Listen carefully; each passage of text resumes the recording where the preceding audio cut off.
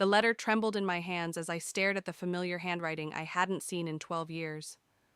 My father's signature, once bold and commanding, now appeared shaky and uncertain at the bottom of the yellowed page. I almost threw it in the trash alongside the reunion invitation, but something made me hesitate. "Mom, I'm going to be late for practice!" Brody's voice echoed through our penthouse, snapping me back to reality. I quickly tucked the letter into my desk drawer, right next to the family reunion invitation that had arrived yesterday. I'm Reagan, and at 30, I run one of the fastest growing tech companies in the city. But 12 years ago, I was just a scared 18-year-old being thrown out of her house for being pregnant. "Coming, honey." I grabbed my car keys and designer bag, a small reminder of how far I'd come from the girl who once couldn't afford prenatal vitamins. Brody waited by the door, soccer gear in hand, looking so much like his grandfather it sometimes hurt. Not that he'd ever met the man who'd told me I'd amount to nothing the night he kicked me out. "You okay, Mom?" Brody asked as we rode the elevator down. "You look like you've seen a ghost." "Just work stuff," I lied, forcing a smile. My son was too perceptive for his own good. My phone buzzed with a text from Zaylee. "Did you get the invitation too?" I typed back quickly, "Yes, not going." "Reagan, you can't avoid them forever. Nicole says your dad's been asking about you." I scoffed.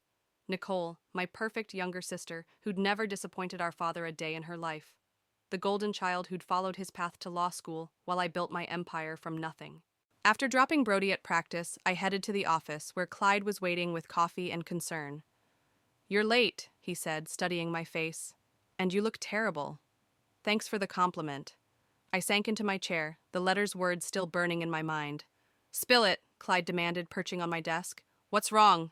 "Family reunion, this weekend, and—" I pulled out my phone, showing him the text from my mother that had just come through. "Your father needs to see you." "Things aren't good, Reagan. Please come." Clyde whistled low. "The same father who told you you'd end up in the gutter?" "The very same." I turned to the window, looking out at the city I'd conquered. Funny how life works out, isn't it? I'm a CEO, and word is he's lost everything. "Are you going?"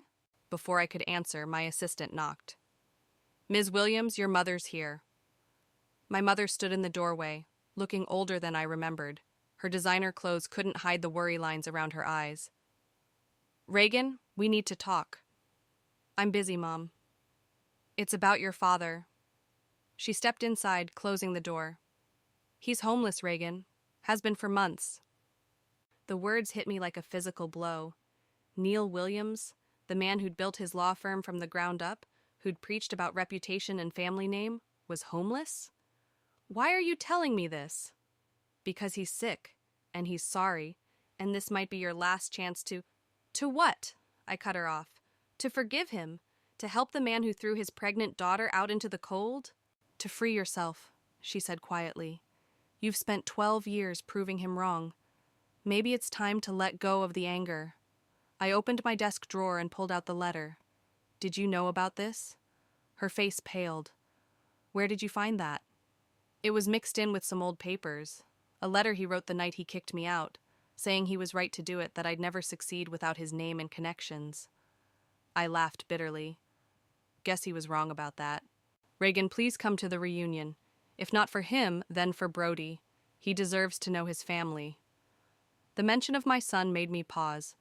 Just this morning, he'd asked again about his grandfather, eyes full of innocent curiosity. "I'll think about it," I said finally. After she left, I unfolded the letter again, reading the last lines that had haunted me for years. "You'll come crawling back when you fail, and I won't be here to help you." Clyde touched my shoulder gently. "Sometimes the best revenge is living well."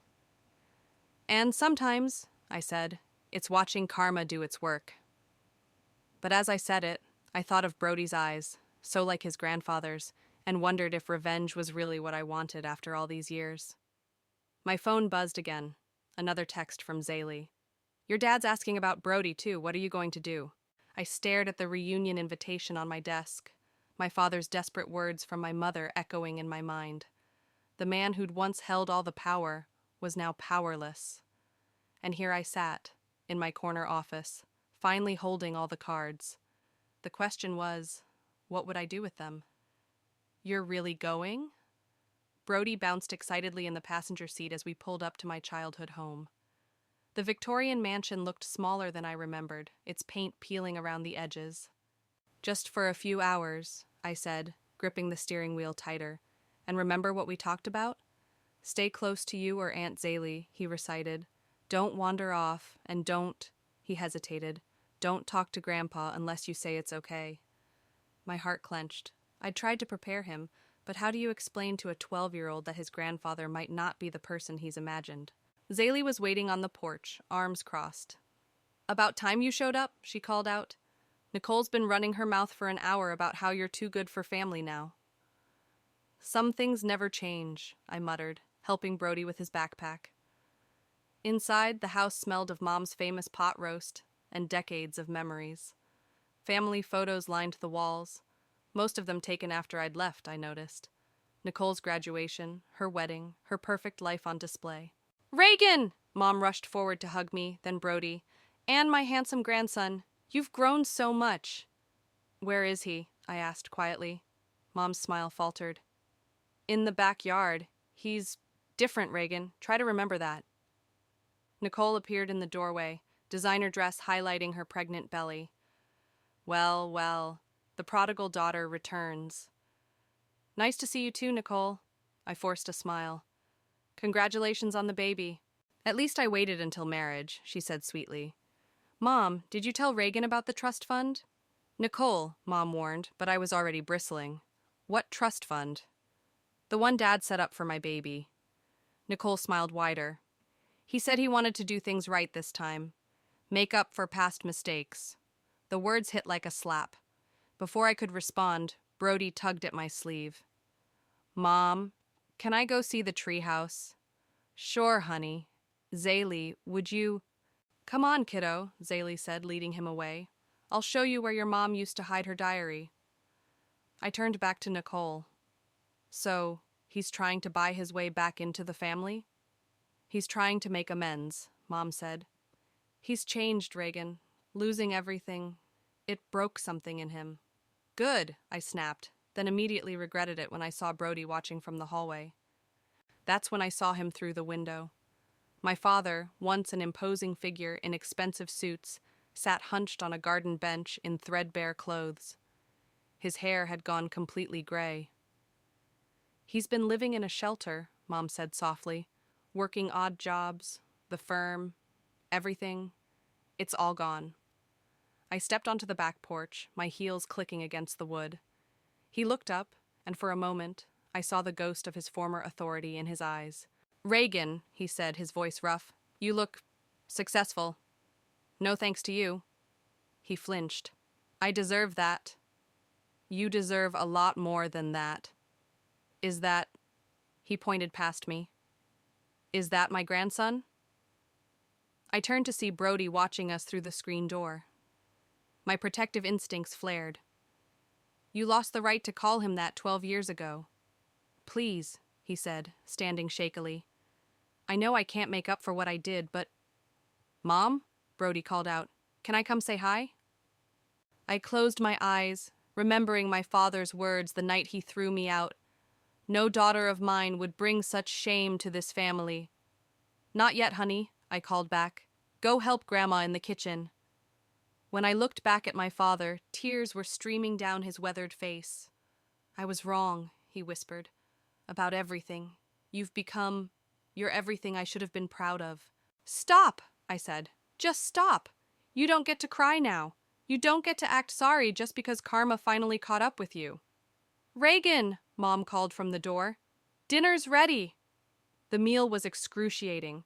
Nicole dominated the conversation with stories about her perfect life, while our father picked at his food in silence. Brody kept sneaking glances at him, curiosity burning in his eyes. So, Reagan, Nicole said, I heard your company's facing some challenges with the new development project. I froze. Where did you hear that? Oh, you know how word gets around, she smiled. Must be hard, trying to build something without proper connections. Under the table, my hands clenched into fists. The development project was supposed to be confidential. If Nicole knew about it... "Excuse me," I said, standing abruptly. "Brody, get your things. We're leaving." "But, Mom..." "Now." As we headed for the door, I heard my father's broken voice. "Reagan, please." I turned back one last time, seeing him framed in the doorway, a fallen king in his crumbling castle. For a moment, I almost felt pity. Then I remembered the letter in my desk drawer, and my heart hardened again. "Come on, Brody," I said. "We're done here." But as we drove away, I couldn't shake the feeling that this was far from over. Monday morning found me staring at an email that made my blood run cold. Our development project's main investor was pulling out, citing concerns about the company's stability. I knew exactly who had whispered those concerns. "You look like you need this more than I do," Clyde said, sliding his coffee across my desk. "What's wrong?" Before I could answer, my assistant buzzed. "Ms. Williams? Your father is here." "What?" I stood up so quickly my chair rolled back. I didn't... But there he was, standing in my doorway, looking even more diminished in the harsh office lighting. His clothes were clean but worn, his shoes scuffed beyond repair. "Reagan, please, 5 minutes." Clyde caught my eye, silently asking if I wanted him to stay. I shook my head. "It's fine. Close the door on your way out." My father shuffled to one of the leather chairs facing my desk, his eyes taking in the floor-to-ceiling windows, the awards on the walls, the view of the city he once ruled. "Nice office," he said softly. "Better than mine ever was. What do you want?" He pulled an envelope from his jacket. "Nicole told me about the development project, about the investors pulling out." "Of course she did." I laughed bitterly. "Did she also tell you she's the one who scared them off?" "I know." He set the envelope on my desk. "That's why I'm here. These documents, they could help you." I didn't touch the envelope. "What documents?" "Evidence, from before the firm collapsed. About certain deals, certain people, including your main investor's biggest competitor." "You're trying to blackmail your way back into my life?" "No." He leaned forward, desperate. "I'm trying to help. To show you I've changed, that I see now what I couldn't see then." "What you couldn't see?" My voice rose. "I was 18 and scared and needed my father, but all you could see was your precious reputation." I know. He covered his face with trembling hands. "Every night at the shelter, I think about that night, about what I did to you, to my grandson. Don't talk about Brody. He has my eyes," he whispered. "Just like you do. When I saw him at the reunion... Reagan, I've lost everything. My home, my career, my dignity. But losing you and never knowing him, that's what keeps me awake at night. You had 12 years to reach out. Pride." He wiped his eyes. "Stupid, foolish pride. I kept telling myself you'd come back, that you'd fail without me. Then I'd see your name in the business papers, watch you rising higher and higher, and I'd think, tomorrow, I'll call her tomorrow." But pride kept getting in the way, until I had nothing left to be proud of. A knock at the door interrupted us. Zaylee burst in, looking flustered. "Reagan, I tried to stop her, but..." Nicole swept past her, designer heels clicking on the hardwood. She stopped short at the sight of our father. "Dad? What are you doing here?" "Trying to right a wrong," he said, standing. "Something you should think about." Nicole's face flushed. "What's that supposed to mean?" "It means I know what you did." He picked up the envelope and held it out to me again. "Reagan built something remarkable without our name, without our connections. She proved me wrong in every way, and you tried to tear it down out of jealousy." "I don't know what you're talking about," Nicole said, but her voice shook. "The investor meeting last week," he continued. "The anonymous concerns about company stability. I still have friends in high places, Nicole, even if I can't afford to buy them dinner anymore." I took the envelope finally, opened it. Inside were emails, bank statements, meeting notes, everything I needed to save my project and expose Nicole's interference. "Why?" I asked him. "Why now?" "Because I'm tired." He slumped back into the chair, tired of pretending I was right, tired of watching my mistakes destroy this family, tired of missing my daughter and grandson. Tears spilled down his cheeks, and suddenly he was sobbing, deep, broken sobs that shook his entire frame. Nicole backed away, looking horrified. Zaylee quietly closed the door, leaving us alone with 12 years of pain finally breaking free. "I'm sorry," he gasped between sobs. "I'm so sorry, Reagan. You were just a child, my child, and I threw you away like garbage." I stood frozen behind my desk, watching the mighty Neil Williams crumble before me. All those years of hating him, of proving him wrong, of building walls around my heart, and now here he was, destroying those walls with his tears. "Get out," I said quietly. "Both of you." Nicole fled immediately. Our father stood slowly, aged beyond his years. "The documents are yours," he said. "Do what you need to do. Just tell Brody I'm sorry I never got to know him." He turned to leave, but at the door he stopped. "You became everything I taught you to be, Reagan. Strong, determined, successful. I just never thought you'd have to do it in spite of me instead of because of me." After he left, I sank into my chair, staring at the envelope that could save my company and destroy my sister. The question was, had I become too much like him after all? "You're not seriously considering forgiving him, are you?" Zaylee paced my living room that evening, wine glass in hand. "After everything he did?" I was staring at the documents spread across my coffee table, Brody's voice drifting down from upstairs where he was doing homework. "I don't know what I'm considering anymore." My phone buzzed. Another message from Mom. "Your father's staying with us now. He's not well, Reagan. Please call." "Delete it," Zaylee advised, reading over my shoulder. "He doesn't deserve your sympathy." "But Nicole deserves to be exposed?" I held up one of the damning emails. "Using these would ruin her career. Her marriage, probably." "She tried to ruin you first." The doorbell rang, making us both jump. It was Clyde, looking worried. "I just got off the phone with the investment board. They're meeting tomorrow to make their final decision about pulling out." "Perfect timing," Zaylee said, grabbing the documents. "We can use these to—" "Mom?" Brody appeared at the top of the stairs. "Can I ask you something?" "Not now, honey. Mom's dealing with work stuff." "It's about Grandpa." The room went silent.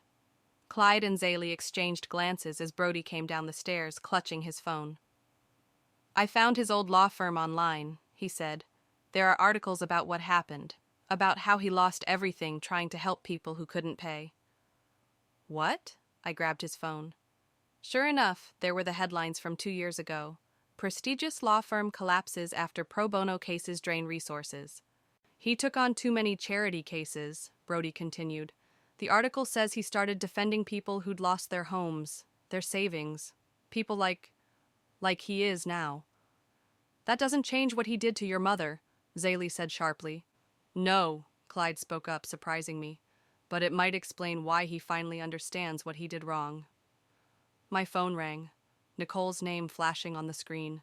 Against my better judgment, I answered. "Before you use those documents," she said, her voice thick with tears, "you should know I'm pregnant. You already told me that. With twins, high-risk pregnancy. If I lose my job now, you should have thought about that before you tried to sabotage me." "I know," she cried. "I know, okay? I was jealous. You left with nothing and built an empire. I did everything right, followed all of Dad's rules, and what do I have? A marriage that's falling apart and a father who respects you more than me now." "Mom?" Brody was watching me intently.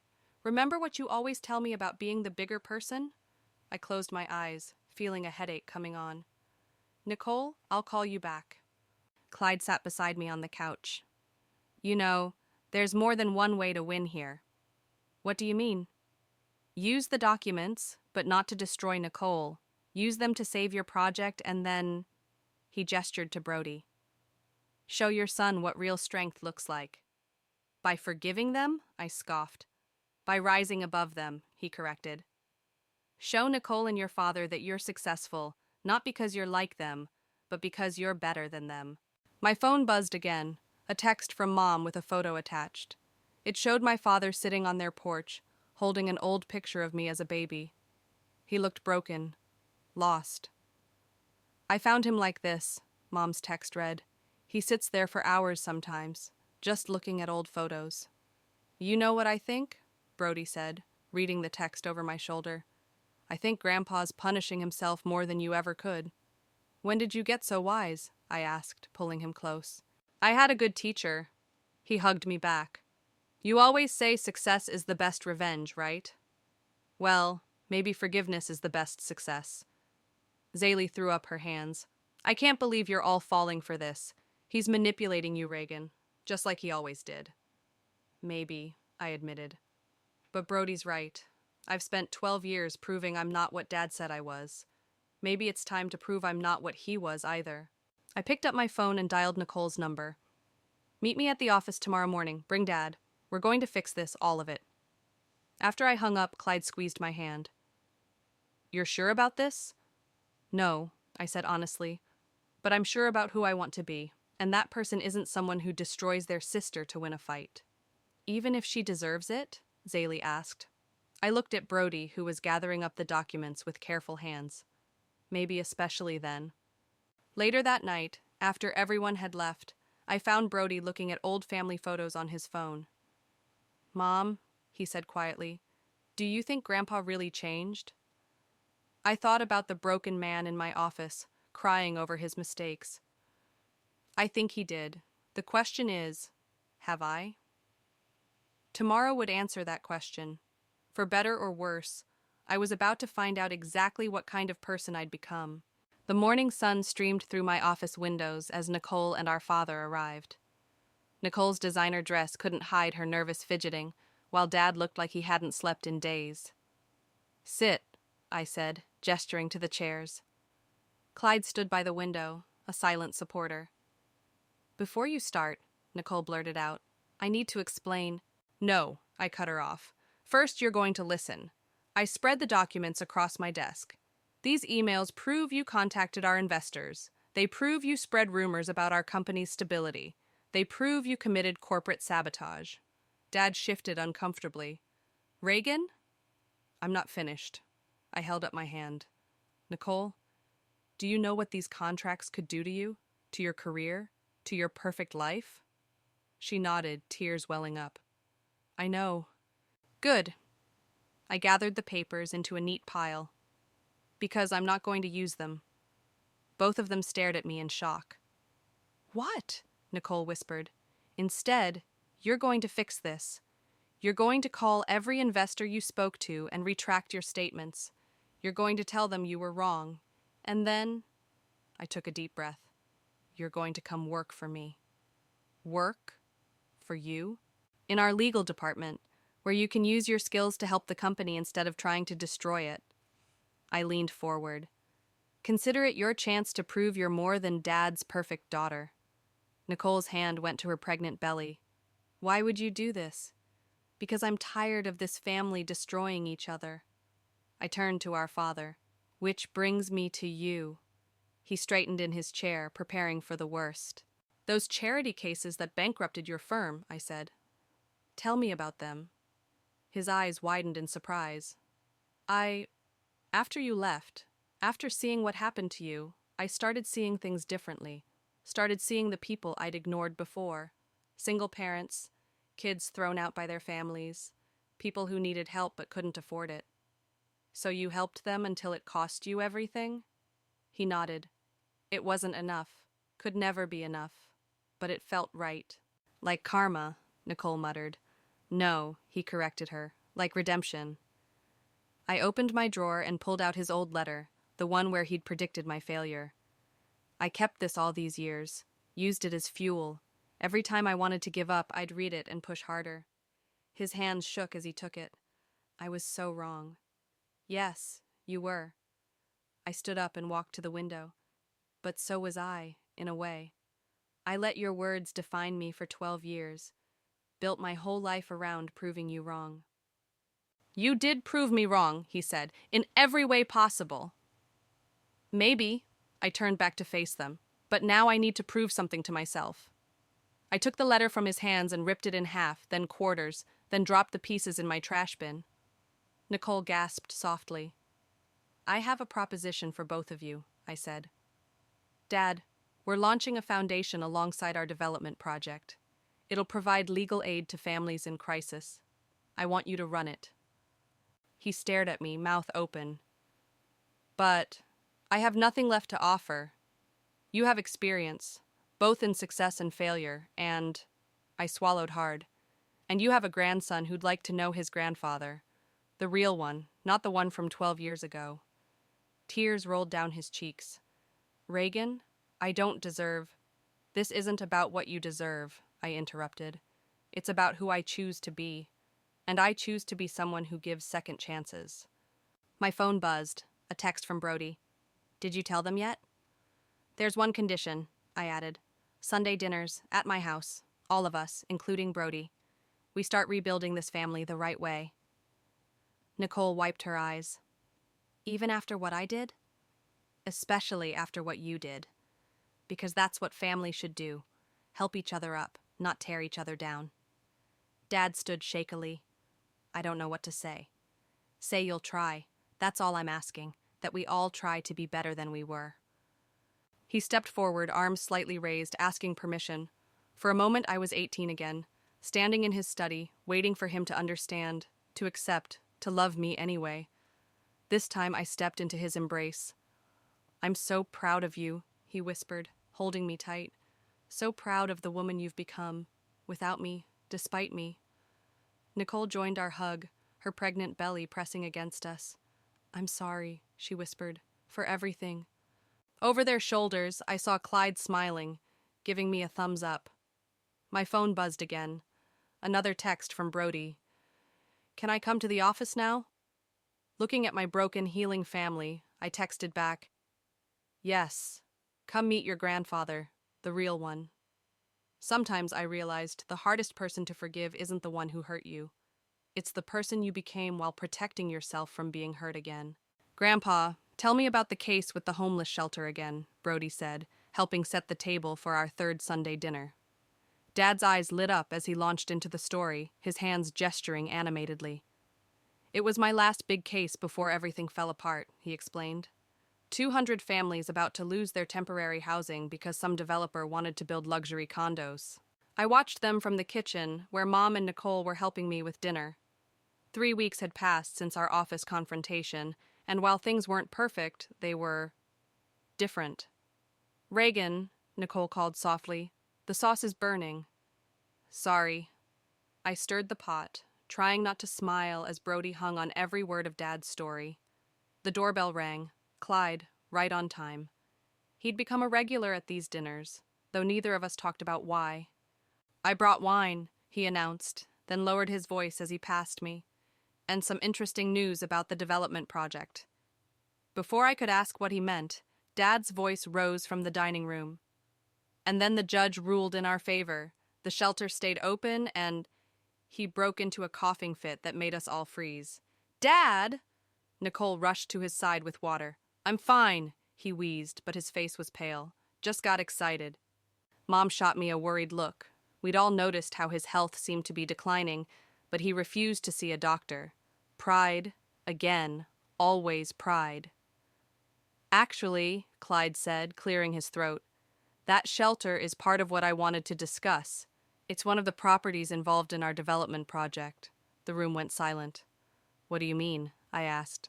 The luxury condos never got built, he explained. The property's been sitting empty since your father's case, and now, he pulled out his tablet, showing us the plans. It's one of the locations we're considering for our affordable housing initiative.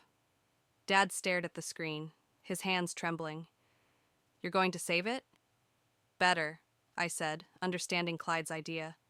We're going to make it permanent.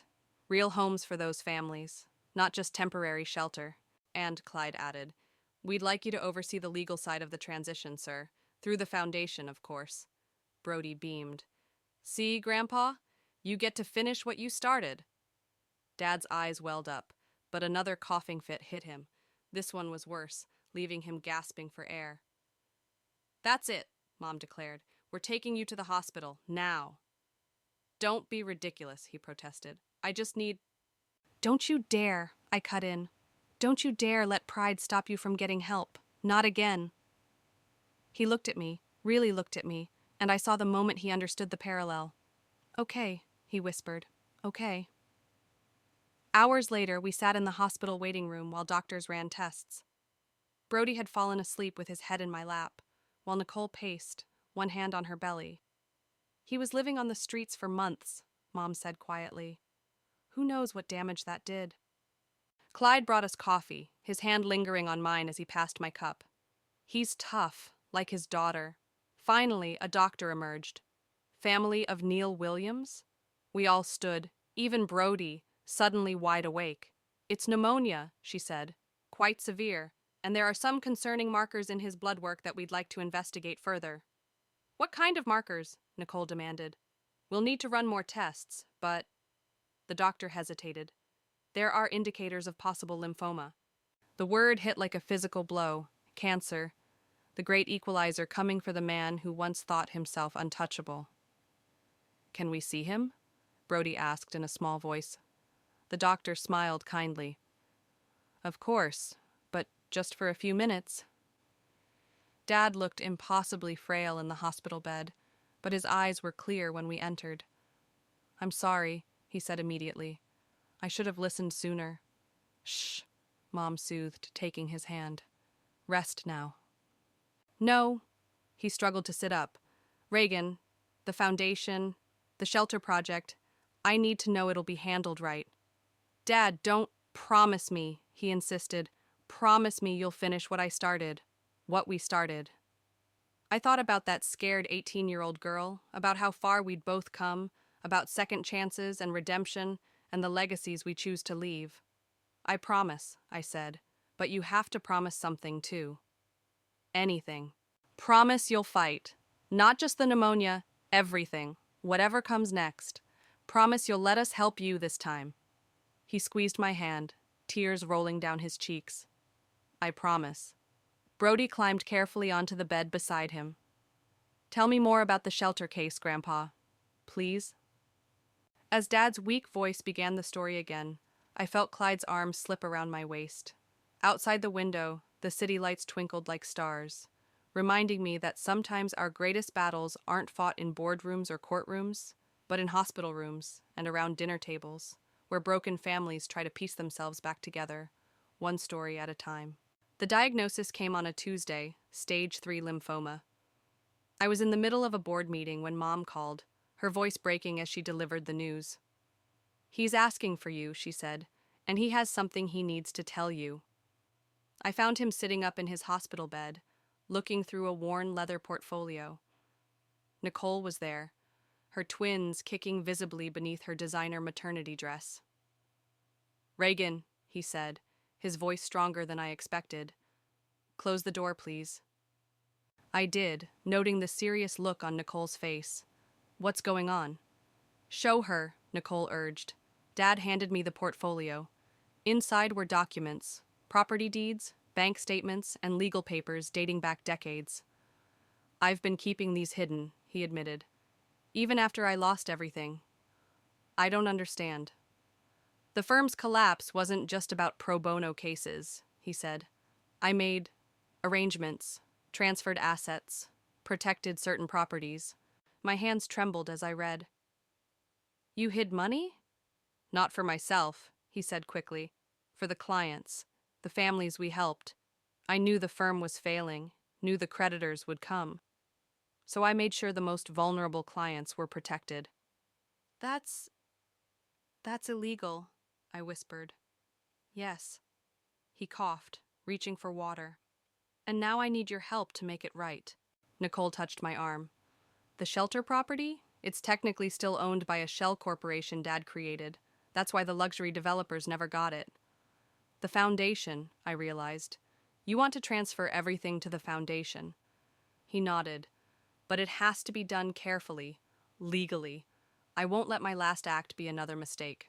A knock at the door interrupted us. Clyde, carrying coffee and looking concerned. Sorry, but Reagan, the investors are demanding an emergency meeting. They've heard rumors about your father's condition. They think I'm a liability, Dad said bitterly. Again. No. I straightened up, an idea forming. They think you're our secret weapon. What do you mean? Your experience, your connections, even your mistakes, they're valuable. The foundation isn't just charity, it's redemption, for all of us. Clyde caught on immediately. A second chance program, not just housing, but legal support, job training. Using Dad's network, Nicole added. The lawyers who still respect him, the judges who remember his better days. It could work, Clyde said, but we'd need someone to run it. Someone who understands both sides of the system. We all looked at Dad, who was watching us with tears in his eyes. I'm dying, Reagan. No, I said firmly. You're fighting. Remember your promise? The treatments will buy us time. Time to set this up right, to train Nicole to take over eventually, I swallowed hard. To give Brody more stories about his grandfather. Just then, Brody burst into the room, fresh from school. Mom! Grandpa! I got an A on my presentation about the shelter project. Dad's face lit up. Tell me everything. As Brody launched into his story, complete with dramatic gestures, I watched my father. The proud man who'd once thrown me out was gone, replaced by someone who understood the value of second chances because he'd been given one himself. I interviewed some of the families, Brody was saying.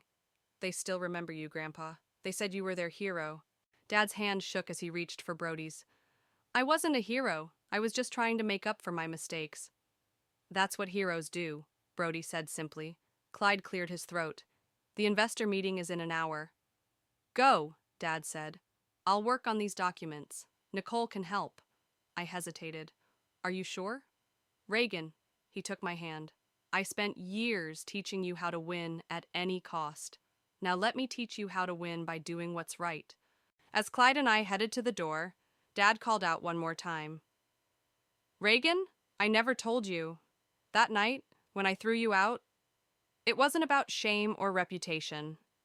I turned back. Then what was it about? Fear. His voice cracked. I was terrified I'd failed you as a father, that I hadn't protected you. So I got angry instead of being what you needed. And now? Now I know the truth. You never needed my protection. You needed my love. And I'm so sorry it took me losing everything to figure that out. I walked back and hugged him, breathing in the hospital antiseptic and beneath it, the familiar scent of my father. I love you, Dad. I love you too, sweetheart. He pulled back, wiping his eyes. Now go show those investors what a Williams can do when they're fighting for something bigger than themselves. As I left with Clyde, I heard Brody start another story, and Nicole's laugh, and my father's weak but determined voice asking questions, staying engaged, fighting to be present for every moment he had left. Sometimes, I realized, the biggest victories come disguised as losses, and the strongest foundations are built on the ruins of what we thought we wanted. Ready? I squeezed Dad's hand as we waited in the wings of the conference center stage. His hair had thinned from the treatments, but his eyes were bright with purpose. As ready as I'll ever be, he said, adjusting his tie. Through the curtain, we could hear the crowd gathering for the foundation's launch event. Nicole waddled over, massive with twins. The press is here, and guess who's sitting in the front row? Who? The judge from the shelter case, and at least 3 of your old partners. Dad's hand trembled in mine. Maybe this was a mistake. No, I said firmly. This is exactly where you need to be. Clyde appeared with Brody, both in matching suits. Everything's set. The investors are impressed with the turnout. They should be, Brody said proudly. Grandpa's story is better than any marketing campaign. Mom joined us, fussing with Dad's collar. Remember what the doctor said. Don't overdo it. I'm fine, Dad insisted, but we all heard the wheeze in his breath. The lights dimmed, and I stepped out onto the stage. Camera flashes popped as I approached the podium, facing the crowd of investors, reporters, and familiar faces from Dad's past. 12 years ago, I began. I thought I knew everything about success, about family, about revenge. I was wrong. In the front row, The judge who'd ruled in Dad's favor on the shelter case nodded encouragingly. Today, we're launching more than a foundation. We're launching a legacy, not of pride or power, but of redemption, of second chances. I gestured to the wings. I'd like to introduce the man who taught me that sometimes our greatest failures can lead to our most important successes. My father, Neil. Dad walked out slowly, standing tall despite his weakness. The room erupted in applause, led by his former partners, the very men who'd watched his fall from grace. "Thank you," he said into the microphone, his voice stronger than it had been in weeks. "But I'm not here to talk about the past. I'm here to talk about the future." He outlined the foundation's plans, the shelter renovations, the legal aid program, the job training initiatives. With each point, his confidence grew. "I spent decades building a legacy of wealth and influence," he continued. "And in the end, none of it mattered. What matters is this." He looked at me, then at Brody. Family, forgiveness, the chance to make things right. Suddenly, he swayed slightly. I stepped closer, ready to support him, but he waved me off. "I may not have much time left," he admitted to the crowd. "But thanks to my daughter, who succeeded not because of me, but in spite of me, I have the chance to use that time wisely." Nicole appeared on his other side, pregnancy waddle and all, as he began to list the first wave of families the foundation would help. Among them were names I recognized from his old case files. People he'd helped before, now ready to help others. "And leading our legal team," he said proudly, "will be my younger daughter, Nicole, because sometimes the strongest advocates are those who've learned from others' mistakes." The presentation continued, with Clyde explaining the financial structure and me outlining the 5-year plan. But the real moment came during the reception, when Dad's old partners approached him one by one. "You crazy old fool," one said, hugging him. "You were right about the shelter. We should have backed you then." "Back me now," Dad replied. "The foundation needs experienced lawyers who remember why they chose this profession in the first place."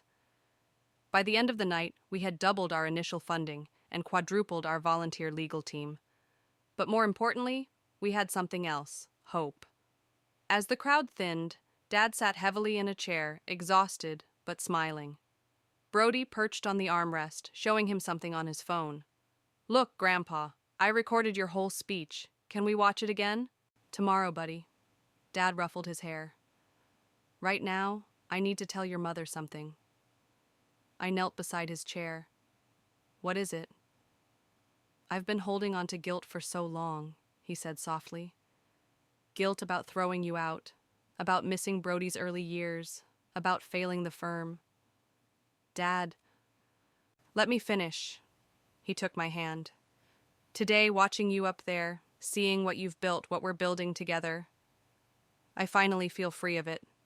You did more than prove me wrong, Reagan. You proved me right about who you could become, even if I didn't know it then." Clyde appeared with Mom and Nicole. "Car's ready whenever you are, sir." Dad stood slowly, leaning on his cane. "I'm ready, for everything that comes next." As we walked out together, all of us, this imperfect, healing family, I realized something profound. Success isn't measured in dollars or deals, or even revenge served cold. It's measured in moments like these, when the walls we build come down, and we find ourselves stronger for having faced our failures head-on. "Mom?" Brody whispered as we reached the car. "Are we okay now?" I looked at my father, helping Nicole into the car despite his weakness, at Mom fussing over his coat, at Clyde's hand finding mine in the darkness. "Yeah, buddy," I said. "We're better than okay. We're home."